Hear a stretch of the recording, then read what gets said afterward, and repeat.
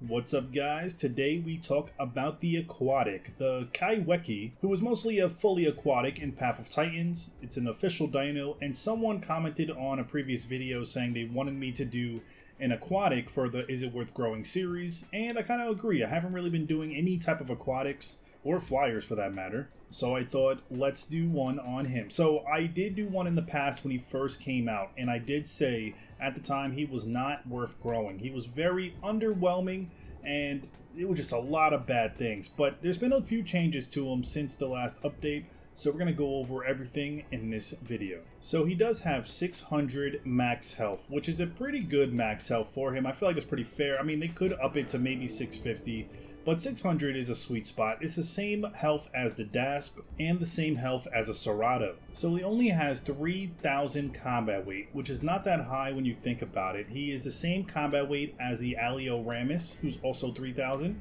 So when you think of that size comparison, the Kaiwhekea is not really that big compared to other creatures. You can see he looks pretty small.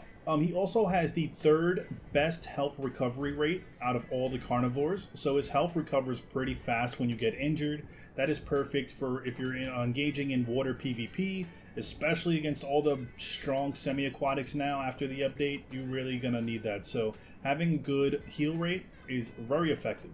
And by no surprise, he also is one of the fastest swimmers in the game with 800 swimming speed.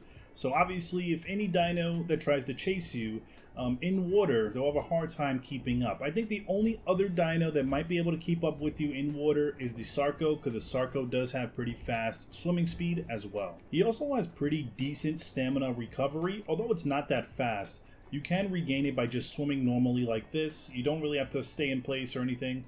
So that's pretty good as well. It's not super fast recovery unless you actually lay down. But if you still want to, get out of a combat zone or something, or get somewhere safely, or just don't feel like stopping, your stamina can regen, and you can still swim at a decent speed while you're recovering, and then you can go full sprint mode and just go faster. Now, when it comes to his moveset, it's still kind of basic, but they did add a few new things. So he does have a bite attack that does 40 damage, which is not that bad.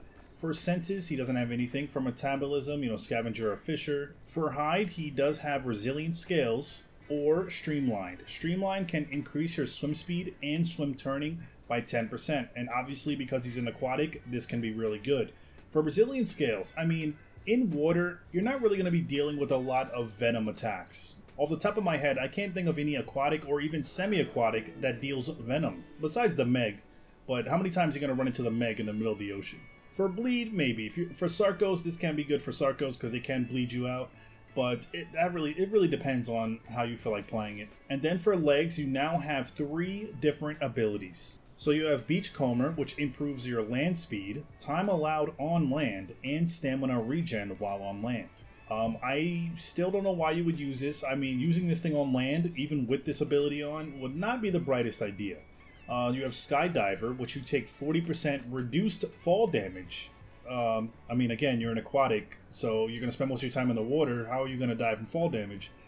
And then you have Strong Flippers, where it increases stamina regen by 30% when in water. This is probably the best one out of all 3. And then for back limb, you have Barrel Roll, and then you have Lunge. Lunge is just a regular lunge forward in the water. It's not an attack move. It's just like a move to either catch up or get away from somebody.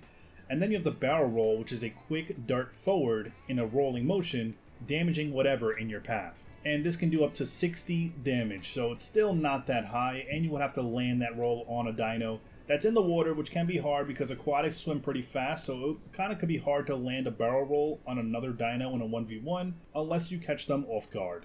Now, for the first aquatic ever released in Path of Titans that was an official dino and not a mod, I still think he is very underwhelming, and let's discuss the things I basically don't really like about him. Obviously, his land speed.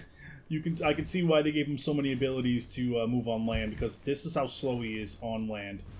You will not get away from anybody. But even with the abilities to go on land, I don't see the benefits of it. Another thing is, when you get on land, you can't even fully lay down if you wanted to change some abilities or do that. You can't do it on land, which unfortunately means you have to go back in the water, which takes forever.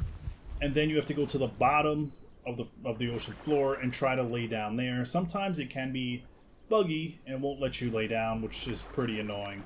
And I just put on the ability Beachcomber, which improves our land speed and our stamina regen while on land. So let's see how fast we can walk on land now.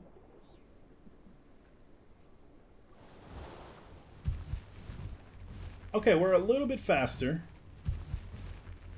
But then again, I still don't see the point of this ability because anything can literally just catch up to you and kill you. Even if it's a Sarco, Sarco can just jump out the water and still have more speed than you. Kind of a useless ability to add. And then the ability to reduce the fall damage is also very useless. I mean, no one's going to go inland with this thing. You're all going to stick in the water, so it's just wasted abilities in my opinion.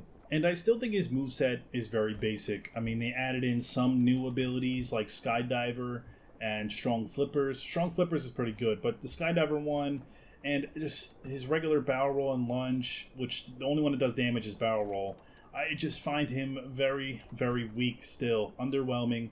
I mean, imagine the aquatics they can add in the future that would be a lot more stronger than this guy right here. Maybe for exploring the ocean he can be good, but then again, we have Sarcos and other semi-aquatics for that, so I would rather pick them over him. So the question is, do I think he is now worth growing after the last update? And my answer is still no. I still think he is very weak. I think he is just plain, boring, underrated. I don't know. You guys can let me know in the comments your thoughts on him. Do you think he's a good aquatic? What do you think they can do to make him a little bit better? What problems do you see with him? I would love to hear all your opinions down below. But yeah, he's definitely not my favorite. Not going to be using him anytime soon until he gets a reasonable moveset and some extra things. But thank you guys for watching. If you enjoyed the video, don't forget to hit that thumbs up, subscribe for more Path of Titans content, and let me know in the comments what dino you want to see next.